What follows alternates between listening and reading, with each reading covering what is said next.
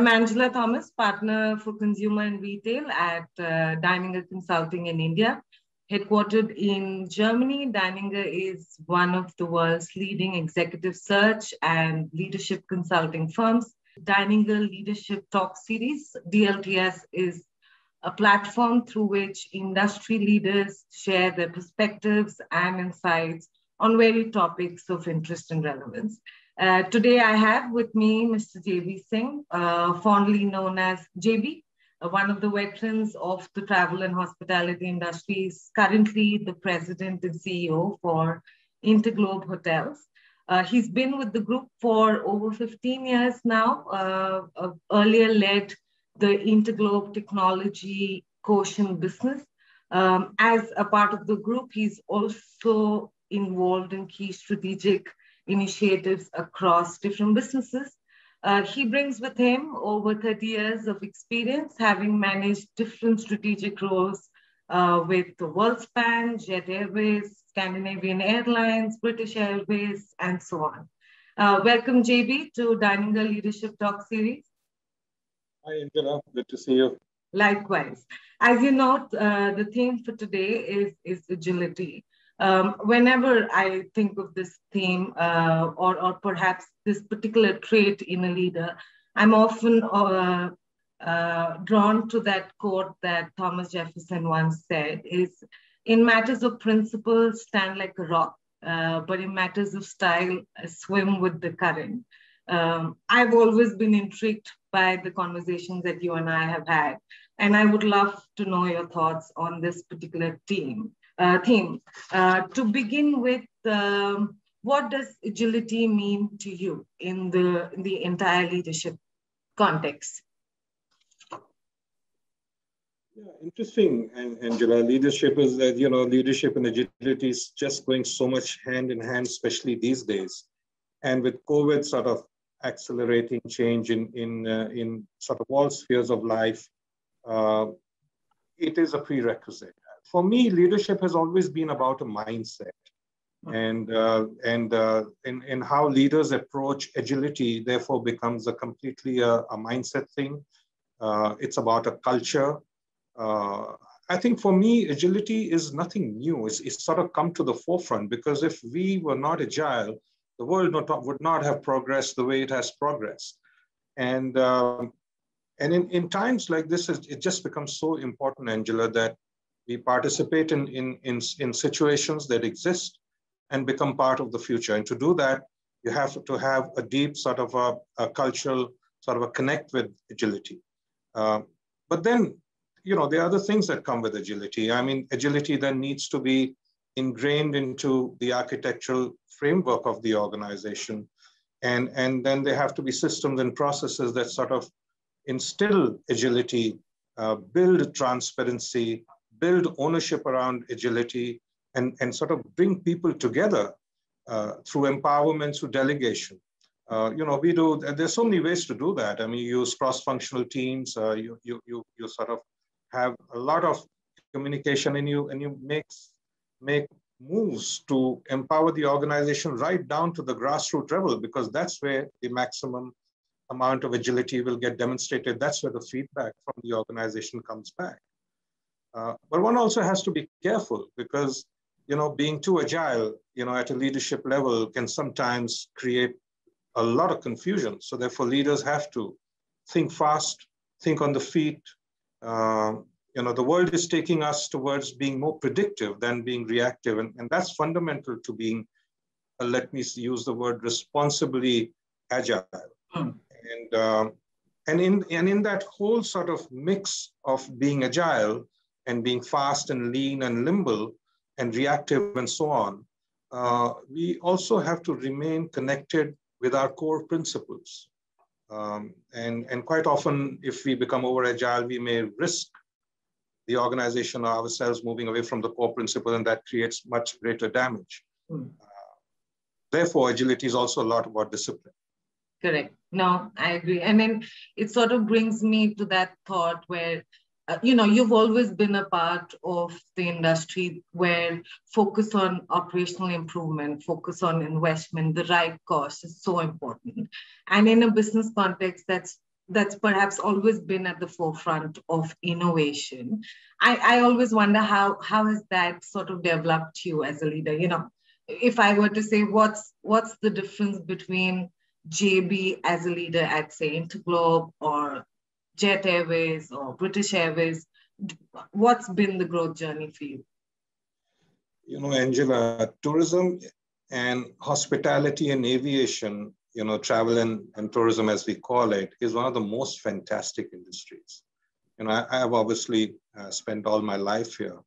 And the reason why it's so fantastic is because it's diverse, it's massive. And when you look at this industry, it's got everything to do with the airline business, hotels, technology, wellness, conferences, tourism, history, archaeological sites, shopping, festivals. I mean, I can go on and on. It's a huge list. And I think for me, I've been very fortunate to have been in variety, you know, of sort of parts of this industry. Right.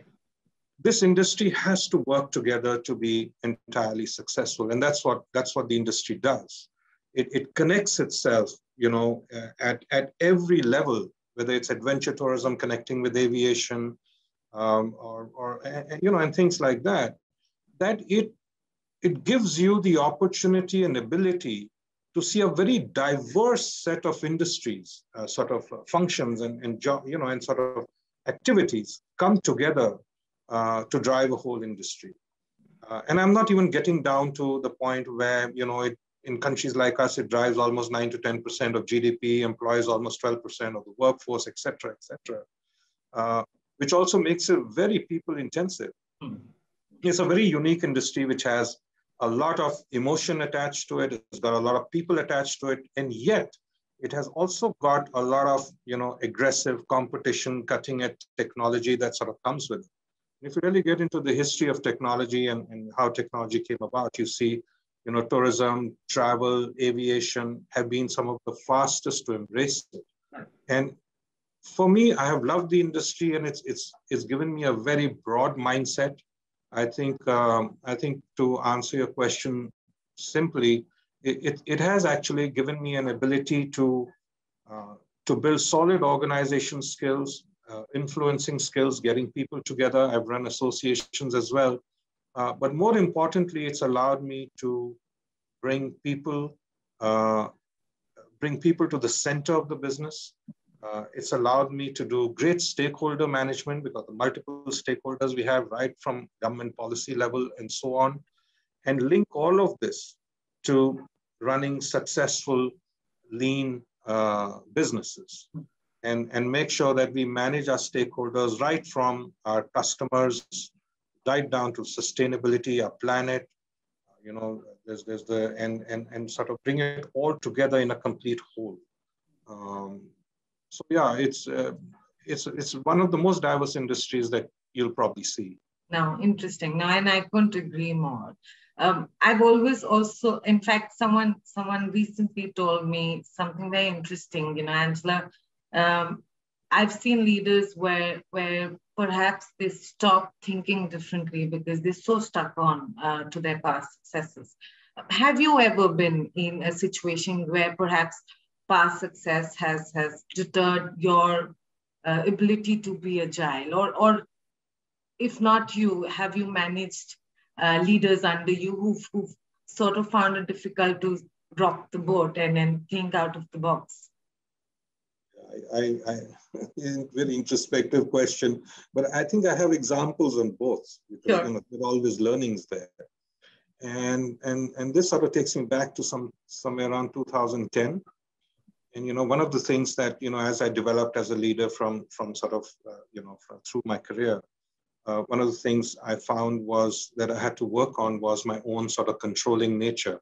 And that you know, I was fortunate to have a successful career at every stage. So therefore you sort of get into some sort of a know-it-all kind of a mode, right? And then we had this great business opportunity that our strategic head in the business scoped out. And we worked very hard on putting that opportunity together. We had JV partners and so on, and we stitched it all together, outstanding opportunity. Only to later, but I ran it largely on my own. right? And I did not do adequate stakeholder management, and the business never got past, the sort of the board level at the group level. And that's when I realized that I had not engaged all stakeholders effectively.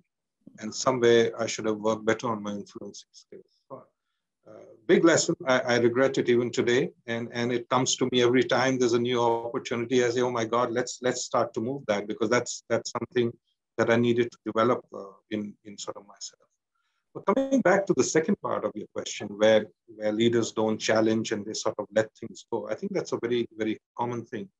But to do that, we as leaders have to create healthy environments, or other environments that allow and demand healthy conflict.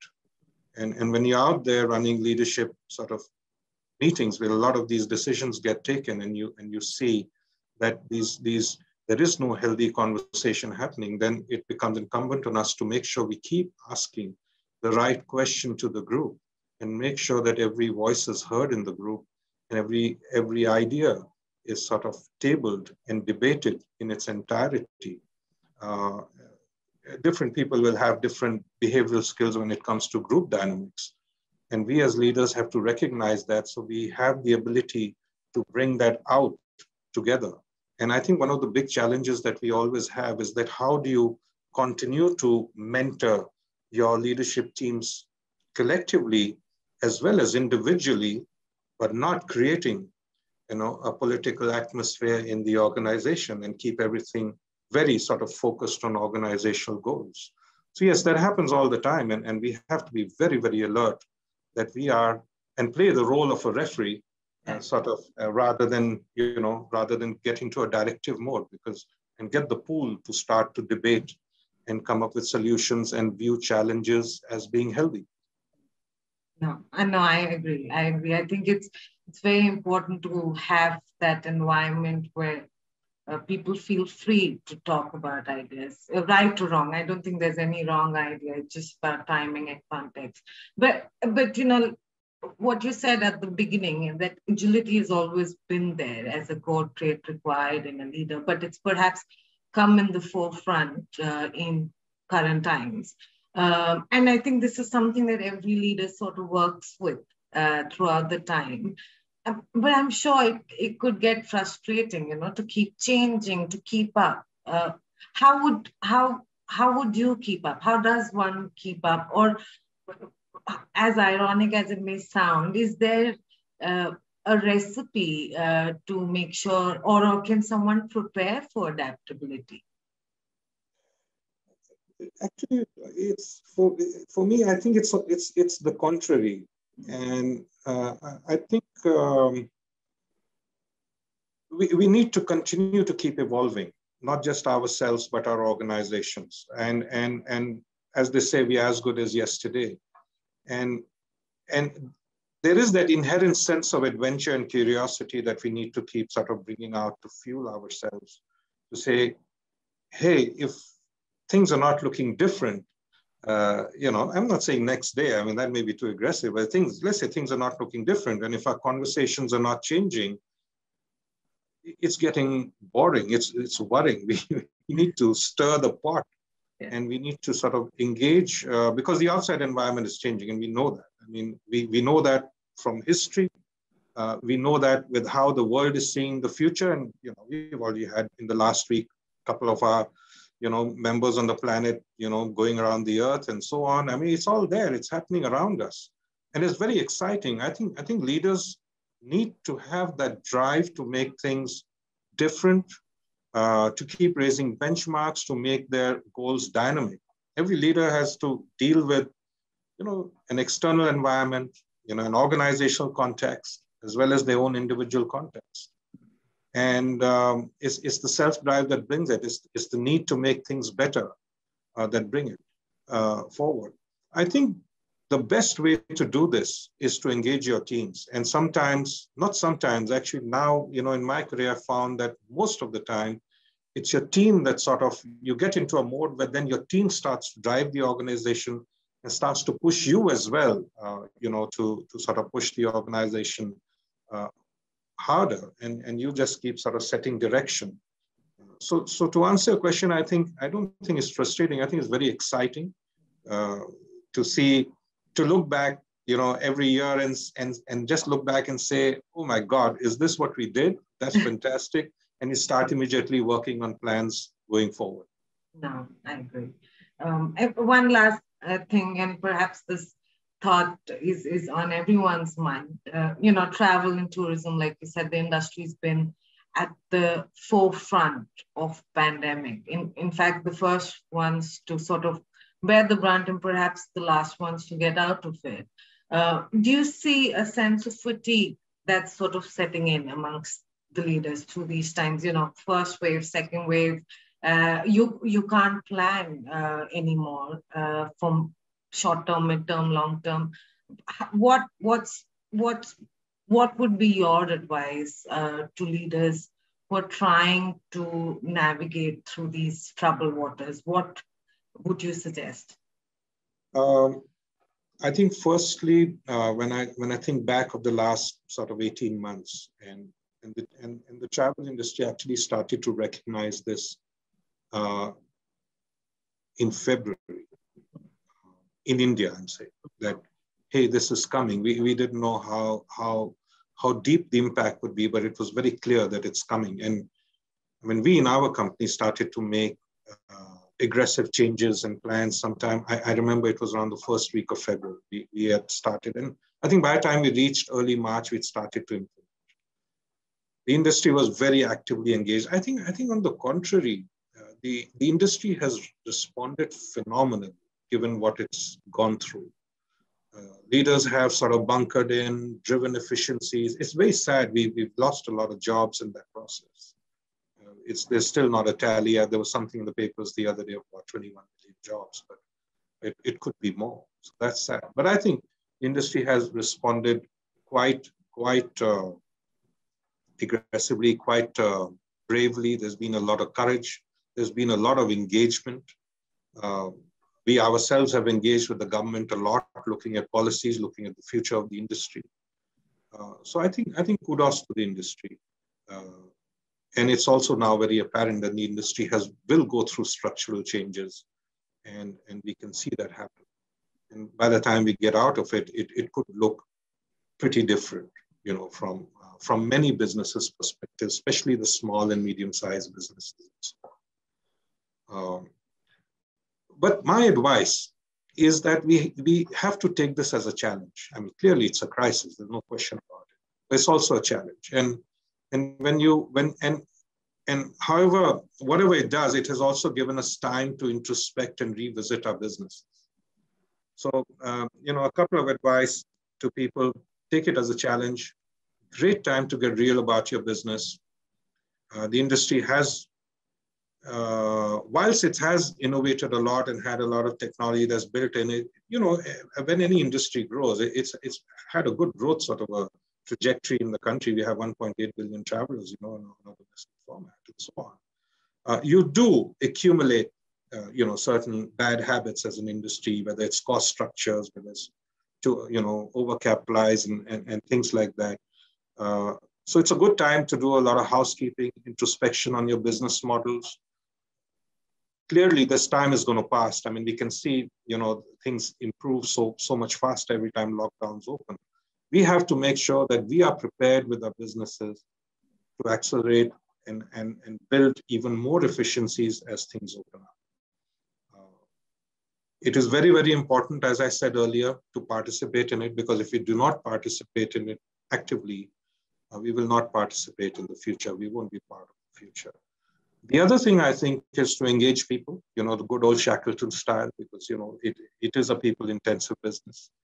And it has taken a toll on, people sort of not just losing jobs or their friends losing jobs, and etc. Is keep your teams engaged. Keep your teams engaged in trying to find the right answers. And work on some of the broader accelerators like policy. We believe that if we continue to work on policy, tourism policy has always been a bit weak. It also collides with many other municipal policies, urban development policies, and tourism always gets a backseat. I think it's a good time for us to lobby with the government to say, hey, tourism is is a very, very important, sort of growth engine for the country. It builds soft power. In some countries, it delivers almost 20% to GDP. This is possibly a time to make all those structural reforms, whether it's at the government level, whether it's at a business level, and whether it is about building and embracing technology and building enough capability within the business to make it far more efficient. So it's actually a time for us to be very, very busy. That's how we spent our time, Angela. It's just doing a lot of all of this. And hopefully we'll continue to do more of it as we sort of get out of this. Absolutely. And then good luck to all of you, JB. And thank you so much for this. As usual, it's lovely to hear you talk about so many different things. I'm glad I could spend this time with you. And I'm sure everyone around would find the insights you shared very, very inspiring. Thank you once again. Thank you. Thank you, Angela. Lovely to be here.